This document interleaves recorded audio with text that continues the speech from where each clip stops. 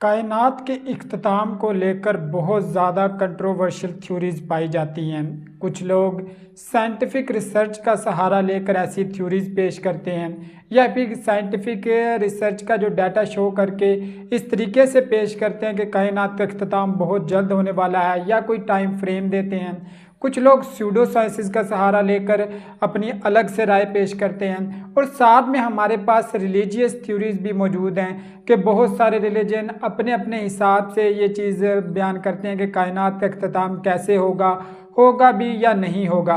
लेकिन आज की इस वीडियो में हम ये 20वीं सदी और 21वीं सदी का सबसे ट्रेंडिंग टॉपिक वो स्टार्ट करने जा रहे हैं कि रिलीजन और साइंस हमें क्या कहती है। सूडो साइंसेस की जितनी भी थ्योरीज है, जितनी भी आपकी कंट्रोवर्शियल थ्योरीज है, वो डिस्कस नहीं की जाएंगी। लेकिन इस सीरीज़ में हम रिलीजन देखेंगे कि रिलीजन कौन कौन से क्या क्या इस वाले से थ्योरीज पेश करते हैं, क्या क्या इस बारे में कहते हैं कि कैसे कायनात का इख्तिताम होगा, और साथ में साइंटिफिक वे में भी समझेंगे, कायनात का आगाज़ को भी समझेंगे और उससे लेकर जो सबसे बड़ा सवाल है कायनात के बन कि आखिर इख्तिताम अगर होना है तो दुनियावी लेवल पर होगा, यानी कि सिर्फ अर्थ।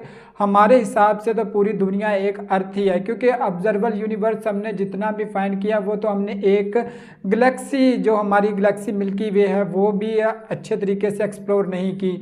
तो हम कैसे कह सकते हैं कि एंड्रोमेडा या दूसरी जो ऑलमोस्ट 200 बिलियन गैलेक्सीज हैं उनमें इख्तिताम कैसे होगा। तो इस हवाले से ये बहुत बड़ा क्वेश्चन है कि अगर यहाँ पे लाइफ ख़त्म होती है तो क्या सिर्फ अर्थ की ही पॉसिबिलिटी पे ये कहते हैं कि ज़िंदगी या कायनात है वो इख्तिताम पजीर होने वाली है, या कि पूरी की पूरी कायनात ही। इस हवाले से जो साइंस कहती है उसको भी हम डिस्कस करेंगे। सबसे पहले तो हमें इस बात को समझना होगा कि कायनात का आगाज़ कैसे हुआ। साइंस हमें ये कहती है कि एक बिग बैंग यानी सिंगुलैरिटी से फिर एक बिग बैंग हुआ, जिसे हम एक धमाके से भी तशबीह देते हैं, और उसके बाद मैटर स्कैटर कर जाता है पूरे के पूरे यूनिवर्स में। उसके बाद बिलियंस ऑफ ईयर्स के साथ गैलेक्सीज अपना स्ट्रक्चर फॉर्म करती हैं। और इस हवाले से दूसरी जो थ्योरीज आती हैं, डार्क मैटर, डार्क एनर्जी, या जितने भी प्लानिटरी सिस्टम्स हैं वो मार्ज़ वजूद में आता है। एक मोहतात अंदाजे के मुताबिक हमारी कायनात में तारे यानी कि स्टार्स की तादाद इतनी है जैसा कि दुनिया में पाए जाने वाली सारी रेत के ज़र्रों की तादाद है। और उसके बाद प्लैनेट्स और asteroids, dark matter, dark energy, ये चीज़ें तो बाद की बातें हैं। सिर्फ ओनली स्टार्स की तादाद का ये एस्टिमेशन लगाया जाता है। इससे आप कायनात की वसअत का अंदाज़ा लगा सकते हैं। अब बात कर लेते हैं 3 फेमस थ्योरीज़ की, क्योंकि साइंस हमें 3 ऐसी थ्योरीज पेश करती है कि जब से बिग बैंग हुआ है तब से लेकर जो कायनात फैलती जा रही है उसके हवाले से 3 थ्योरीज हैं। तीनों में से कोई एक भी हो सकती है, इस पर किसी का मुकम्मल इत्तफाक नहीं है। ज़्यादा एक्सपैंड थ्योरी पे लोग यकीन रखते हैं। एक्सपैंड थ्योरी हमें ये बताती है कि जब से बिग बैंग हुआ है तब से लेकर आज तक यूनिवर्स एक्सपैंड ही करती जा रही है और इसकी कोई भी लिमिट नहीं है, यानी कि लिमिटलेस है ये, और ये आने वाले वक्त में इसी तरीके से एक्सपैंड करती जाएगी। लेकिन सेकंड जो थ्योरी है वो मार्जिनल थ्योरी है कि यूनिवर्स बिग बैंग से लेकर एक्सपैंड तो करती गई, लेकिन एक ऐसी बाउंड्री पे जाके पहुंच गई जहां पे उसका इख्तिताम हुआ और वहीं पे वो रुक गई। ये मार्जिनल थ्योरी हमें कहती है। लेकिन थर्ड जो क्लोज थ्योरी है वो थोड़ी सी इससे डिफरेंट है। क्लोज थ्योरी हमें ये कहती है कि जब यूनिवर्स अपने एंड यानी कि लिमिट तक पहुंचती है तो उसके बाद कंट्रैक्शन स्टार्ट हो जाती है, यानी कि वापस से वो सिकुड़ना स्टार्ट हो जाती है। ये 3 एक्सपैंड यूनिवर्स के हवाले से थ्योरीज हैं। लेकिन अब हम रिलीजन सबसे पहले जो सब आज के पार्ट में वो इस्लाम के हवाले से देखेंगे कि इस्लाम हमें क्या कहता है। कि इस्लाम हमें ये कहता है कि ये दुनिया है वो कैसे क्रिएट हुई और उसके बाद ये कैसे इख्तिताम पजीर होगी, आया कि इख्तिताम पजीर होगी या नहीं होगी। कुरान पाक में आयत है जिसका मफहूम है कि बेशक क़यामत आने वाली है और करीब ही है कि मैं उसे छुपा रखूं ताकि हर जान को उसका बदला दिया जाए। इस हवाले से और भी बहुत सारी आयात हैं जो कायनात के एंड की तरफ इशारा करती हैं। जैसा कि एक और जगह पे आता है कि पूछता है कि क़यामत कब आएगी, कि जब दीदे पथरा जाएंगे, चाँद बेनूर हो जाएगा और सूरज और सितारों को आपस में मिला दिया जाएगा। इसी तरीके से ये एक्सप्लेन किया जाता है कि कैसे क़यामत वकूअ पजीर होगी। लेकिन सवाल अभी भी वहीं का वहीं है कि सूरज या हमारा चाँद या फिर अर्थ, ये तमाम हमारे सोलर सिस्टम में एग्जिस्ट करते हैं। सोलर सिस्टम की अगर बात करें तो हमारे प्लैनेट्स जो भी हैं, जैसा कि मार्स है, नेपच्यून है, या दूसरे जो जुपिटर वगैरह स्टार्स है, सारे एक ही सोलर सिस्टम में हैं। और इस सोलर सिस्टम के बाहर अगर हम बात कर लें तो हमारी मिल्की वे गैलेक्सी ही इतनी बड़ी है जिसका आप अंदाज़ा लगा सकते हैं कि अगर एक कोने से दूसरे कोने तक लाइट ने ट्रैवल करना हो तो उसे अप्रॉक्सीमेटली 75 लाइट ईयर्स दरकार होंगे एक कोने से दूसरे कोने तक जाने के लिए। लेकिन जो इंसानों ने रॉकेट वगैरह ये तो फिर इमेजिनेशन से ही बाहर है कि कितना टाइम दरकार होगा इसको एक्सप्लोर करने के लिए। इस हवाले से अगर हम बात करें तो ये जो आयात हैं वो हमें ये बताती हैं कि कैसे दुनिया का इख्तिताम होगा और कैसे दूसरा हमारा सोलर सिस्टम वगैरह या इन चीज़ों का इख्तिताम होगा। अब बात कर लेते हैं साइंस की।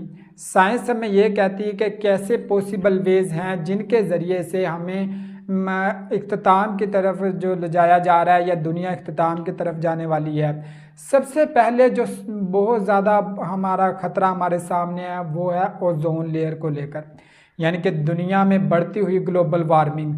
अगर आप साइंटिफिक रिसर्च पे थोड़ा बहुत भी यकीन रखते हैं तो आपको ये चीज़ बारहा चीज़ मिली होगी कि हर वक्त जो है ना बहुत सारे जो रिसाले हैं, वेबसाइट है, वहाँ पे साइंटिस्ट ये चीज़ बारहा बावर करवाते हैं कि ओजोन लेयर की वजह से हमारी ज़मीन को बहुत ज़्यादा ख़तरात लाक है, या जो नित नई बीमारियाँ फैल रही हैं, या उसके बाद हमारी मौसमियाती तब्दीलियों का बहुत सारे मुल्क शिकार हो रहे हैं, ये भी ओजोन की वजह से ही है। क्योंकि हमारी जो टेम्परेचर है ना इस अर्थ का वो बढ़ता ही जा रहा है। जिस तरीके से ओजोन डिफेक्टिव हो रही है इस तरीके से जो रेडिएशन है ये जो गर्मी है वो बाहर नहीं निकल पा रही, जिस वजह से हमें आने वाले वक्त में वो बहुत ज़्यादा ख़तरात लाक है कि यहाँ पे जो ज़िंदगी का वजूद है वो ख़तरे में पड़ चुका है।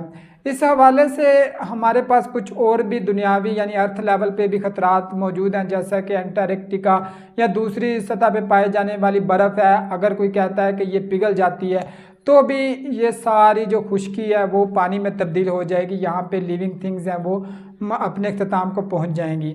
लेकिन ये माइनॉरिटी इसलिए रखी गई है कि अगर हम बात करें सिर्फ खुश्की पे तो इंसानों और कुछ जानवरों की ज़िंदगी तो वहाँ पे चलती है, लेकिन अगर हम बात कर लें समंदर या पानी की तो वहाँ पे भी तो ज़िंदगी चल रही है। हम सिर्फ इंसानों को लेकर ही नहीं, हम पूरी लाइफ को डिस्कस करने जा रहे हैं, इसलिए इसकी माइनर सी पॉसिबिलिटी है। लेकिन अगर हम कुछ करोड़ों साल पहले की बात कर रहे हैं तो यहाँ पे एक बहुत बड़ी स्पीशीज़ रहती थी जिसे हम डायनासोर कहते हैं, और उसे एक एस्ट्राइड्स की वजह से एक थ्योरी पेश की जाती है कि एक एस्ट्राइड, एक बड़ा एस्ट्राइड जो ज़मीन के साथ टकराया उसकी वजह से वो कायनात का में से उस स्पीशीज़ का इख्तिताम हो गया। ये एक थ्योरी पेश की जाती है कि आने वाले वक्त में हमें ये भी एक ख़तरा लाक है कि कोई जो स्पेस में बिखरे हुए एस्ट्राइड्स हैं, क्योंकि हर वक्त वो एस्ट्राइड छोटे लेवल के तो ज़मीन की तरफ आते ही रहते हैं, जो रिफ्रैक्शन की वजह से या फ्रिक्शन की वजह से वो ख़त्म हो जाते हैं। लेकिन ऐसा भी पॉसिबल है कि आने वाले कुछ वक्त में कुछ बड़े एस्ट्राइड आए और ज़मीन के साथ टकराए जिसकी वजह से इतनी बड़े लेवल पे तबाही हो कि पूरी की पूरी अर्थ है वो ख़त्म हो जाए, यहाँ पे ज़िंदगी का वजूद मुमकिन ही ना रहे। ये है दूसरी पॉसिबिलिटी। तीसरे नंबर पे जो साइंस हमें कहती है वो आइस एज के बारे में बताती है कि कुछ लाख साल बाद हमारी अर्थ पे एक ऐसी एज आती है, क्योंकि सूरज के गिर्द एक एलिप्टिकल ऑर्बिट में सफ़र करते हैं सारे प्लैनेट, तो एक ऐसा पॉइंट आता है जब ये सूरज से बहुत ज़्यादा दूर होती है, और एक ऐसा पॉइंट भी आता है जब ये सूरज के काफ़ी करीब होती हैं। तब तो गर्मी काफ़ी ज़्यादा होती है, लेकिन जब ये सूरज से काफ़ी दूर चली जाती है अपने ऑर्बिट की वजह से, तब एक आइस एज आता है, यानी कि एक ऐसा एज यहाँ पे बहुत ज़्यादा कोल्ड टेम्परेचर हो जाता है। दुनिया पे इतना कोल्ड टेम्परेचर हो जाता है कि किसी भी स्पीशीज़ के लिए वो ज़िंदगी का वजूद बरकरार रखना बहुत ही मुश्किल हो जाता है। जैसा कि एक ये भी थ्योरी पेश की जाती है कि पिछला जो आइस एज आया था हमारे अर्थ पे, वहाँ पे हमने अपने सर्वाइवल के लिए दूसरे जानवरों को मारना स्टार्ट कर दिया था ताकि खुद सर्वाइव कर सकें, क्योंकि वो इतने कोल्ड टेम्परेचर में ना तो कोई खुराक का ज़रिया मिलता है और ना ही लिविंग यानी कि हेल्दी लाइफ के लिए कोई भी पॉसिबिलिटी बचती है। ये तीसरी पॉसिबिलिटी है जहाँ पे ये हमें बताया जाता है कि हमारी अर्थ को ख़तरात लाहक है। ये हम साइंटिफिक वे में बात कर रहे हैं। अब चौथे नंबर पे जो चीज़ आती है वो बहुत सारी चीज़ें आ जाती हैं जिनमें हम ग्रेविटी को ले रहे हैं। इंटरस्टेलर एक मूवी आई थी जिसमें यही चीज़ें उन्होंने बताया, दिखाने की कोशिश की थी कैसे ग्रेविटी इफेक्ट कर रही है अर्थ के एटमॉस्फेयर को। इस वजह से हमें किसी दूसरे प्लैनेट पर जाना पड़ेगा। और ये कोई इमेजिनेशन नहीं है, ये रियलिटी है कि इस वक्त जितनी भी स्पेस वार चल रही है, हर कंट्री की कोशिश है कि वो किसी दूसरे प्लैनेट पर एक्सप्लोर करे। जैसा कि हाल ही में इन चांद पर मिशन भेजे जा रहे हैं, मार्स को कॉलोनाइज करने के लिए मिशन तैयार किए जा रहे हैं। तो ये बिल्कुल बिला वजह नहीं है, ये इन लोगों का ख्याल है कि आने वाले वक्त में जब कि अर्थ पे ज़िंदगी का अख्ताम होने जा रहा है तो हम किसी दूसरे प्लैनेट को क्यों ना वक्त से पहले हैबिटेबल बना लें, यानी कि वहाँ पे अपनी ज़िंदगी का वजूद बरकरार रखने के लिए कुछ ऐसा एटमॉस्फेयर बिल्ड करें ताकि हम वहाँ जाकर रह सकें, जिसमें मार्स सबसे मजबूत उम्मीदवार के तौर पर गिना जाता है। और यही साइंटिस्ट का, एस्ट्रोनॉट का ये मेन फोकस है। इसके बाद ही जितनी भी टेक्नोलॉजी आती है वो बाद में फोकस किया जाता है। अब बात कर लेते हैं हम थोड़े से रिलीजन्स की। इससे पहले पार्ट में हम सिर्फ इस्लामिक पॉइंट ऑफ व्यू से ही डिस्कस कर रहे हैं। कुछ लोगों के ख्याल में इस्लाम और साइंस दोनों ओपोजिट चीज़ें हैं, लेकिन अगर आप एज ए मुस्लिम इस चीज़ को देखेंगे तो आपको ये चीज़ समझ आ जाएगी कि जो चीज़ हमारे दीन इस्लाम में बयान कर दी गई है वो आज साइंस समझे या आज से लाखों साल बाद समझे, वो हकीकत ही होती है। अगर कायनात के इख्तिताम के वाले से हमारे दीन इस्लाम ने पहले बता दिया है कि ये ख़त्म होने वाली है, तो इस चीज़ से मैटर नहीं करता कि साइंस इसको आज समझ रही है, कल समझ रही है या परसों समझ रही है, या समझेगी भी या नहीं समझेगी, ये चीज़ मैटर नहीं करती है। ये एक चीज़ कन्फर्म होती है कि एंड ऑफ टाइम ये हकीकत है। और अब ये साइंटिफिक रिसर्च और साइंटिफिक जो डाटा हमें साबित करने की कोशिश कर रहे हैं, ये हमें ऑलरेडी मालूम है कि कायनात जो चीज़ स्टार्ट हुई है उसने उसका एंड भी होना ही है। क्योंकि जितनी भी हम अगर लाइफ सर्कल की बात कर लें, एक छोटी कीड़ी के लेवल से लेकर चींटी के लेवल से लेकर एक बड़े स्टार्स गैलेक्सीज तक भी एक लाइफ सर्कल होता है कि जो चीज़ क्रिएट हुई है उसने अपने एक पीक लेवल पे जाना है, पीक लेवल के बाद उसने फिर वापस आना है और उसने डिस्ट्रॉय होना है। जैसा कि हम एक स्टार को डिस्ट्रॉय होते हुए देखते हैं, कोलैप्स करते हुए देखते हैं, पूरी की पूरी गैलेक्सीज हैं, इस तरीके से एक लाइफ सर्कल है उनका, वो कैसे रेड शिफ्ट में चेंज होती हैं और इस तरीके से कैसे ख़त्म होती हैं, इसके वाले से भी बहुत सारी जो थ्योरीज हैं वो मौजूद हैं। इसी तरह अगर ज़िंदगी शुरू हुई है इस कायनात में तो उसने इख्तिताम पजीर भी होना है। लेकिन सवाल अभी भी हनूज़ मौजूद है कि कायनात जो इतनी वसी है, आज जो मल्टी यूनिवर्स तक के हम थ्योरीज पेश कर रहे हैं, तो क्या ये इख्तिताम सिर्फ सोलर सिस्टम का या इंसानी वजूद का है या कि पूरी की पूरी कायनात का होगा? इस हवाले से जब तक हम इसकी क्रिएशन और एक्सपैंड के वाले से समझ लेते हम कोई भी थ्योरी पेश नहीं कर सकते। क्योंकि अगर सिर्फ एक्सपैंड की हम थ्योरी पे यकीन रखते हैं तो जाहिर सी बात है कि दुनिया एक्सपैंड करती जा रही है, कायनात एक्सपैंड करती जा रही है, लिमिटलेस है। इसलिए ये कहना कि पूरी की पूरी कायनात है वो डिस्ट्रॉय होने वाली है, तो ये हम साइंटिफिक वे में नहीं कह सकते जब तक हम एक्सपैंड थ्योरी पर यकीन नहीं रखते। मार्जिनल थ्योरी पे हम अगर स्टिक है तो फिर हम कह सकते हैं कि शायद ऐसा पॉसिबल है। लेकिन अगर थर्ड जो क्लोज थ्योरी पे हम स्टिक हो जाते हैं, हम प्रूव कर लेते हैं कि क्लोज थ्योरी एग्जिस्ट करती है और कायनात सिकुड़ रही है, तो फिर डेफिनेटली ये पॉइंट रेज होता है कि कायनात अपने असल की तरफ आ रही है, यानी कि जहाँ से स्टार्ट हुई थी वहाँ की तरफ आ रही है, और फिर उसमें पूरी की पूरी कायनात है, तमाम गैलेक्सीज हैं। इस हवाले से फिर तो ये कन्फर्म हो जाता है कि पूरी कायनात ने ही डिस्ट्रॉय होना है, या पूरी कायनात का ही इख्तिताम होने वाला है। इसमें सोलर सिस्टम की बात कर लें या फिर चाँद की या अर्थ की बात नहीं है, पूरी की पूरी कायनात की ही बात है। साइंस के हवाले से एक और भी एक फेमस थ्योरी है, वो हमारे सन को लेकर है, क्योंकि एक लाइफ साइकिल होता है किसी भी स्टार का, जैसे उसकी बर्थ होती है, कैसे वो पीक लेवल पे जाता है और कैसे वो वाइट डार्क और रेड ज्वाइंट बढ़ता है। और हमारे सन के हवाले से भी यही एक्सपेक्टेशंस है कि 5 बिलियन के अरसे के बाद ये एक रेड ज्वाइंट में तब्दील हो जाएगा, जिसकी वजह से हमारी दुनिया के साथ साथ जो दूसरे जो प्लैनेट्स हैं वहाँ पे भी इसका इफ़ेक्ट पड़ेगा, और यहाँ पे हमारी जो अर्थ है इस पर लाइफ पॉसिबल नहीं रहेगी। ये एक बहुत बड़ा फैक्ट है साइंटिफिक हवाले से। लेकिन अगर हम टाइम प्रेडिक्शन की बात करें तो हमारे पास एज इट इज़ कोई भी फिगर मौजूद नहीं है, क्योंकि ये बात हमें रिलीजियस तौर पर यानी कि दीन इस्लाम में भी अल्लाह ताला ने ये फरमाई है, क़यामत के बारे में सिर्फ खुद अल्लाह ताला को इल्म है कि वो कब आएगी। अनकरीब है कि वो अनकरीब भी आने लगी हो, लेकिन इस हवाले से कोई भी टाइम फ्रेम हमें ना तो साइंस देती है और ना ही हम खुद से कोई टाइम फ्रेम निकाल सकते हैं और ना ही साइंस दे सकती है।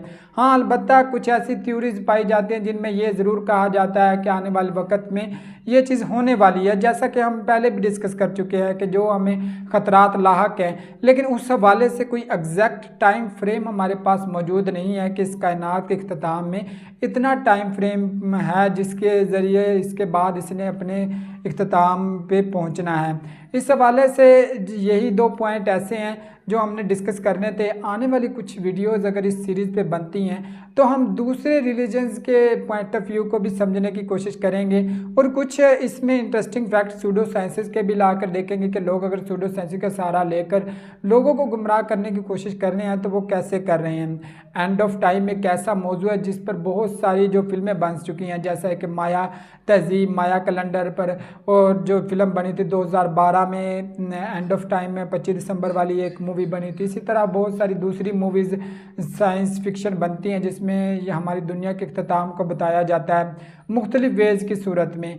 लेकिन ये चीज़ अब हर लोग समझते हैं, हर साइंटिस्ट, हर बंदा समझता है कि कायनात का इख्तिताम ये एक रियलिटी है, लेकिन टाइम फ्रेम ये किसी को नहीं पता कि कितने अरसे इसमें दरकार होगा, कितने अरसे बाद ये चीज़ वकूफ़ पज़ीर होगी।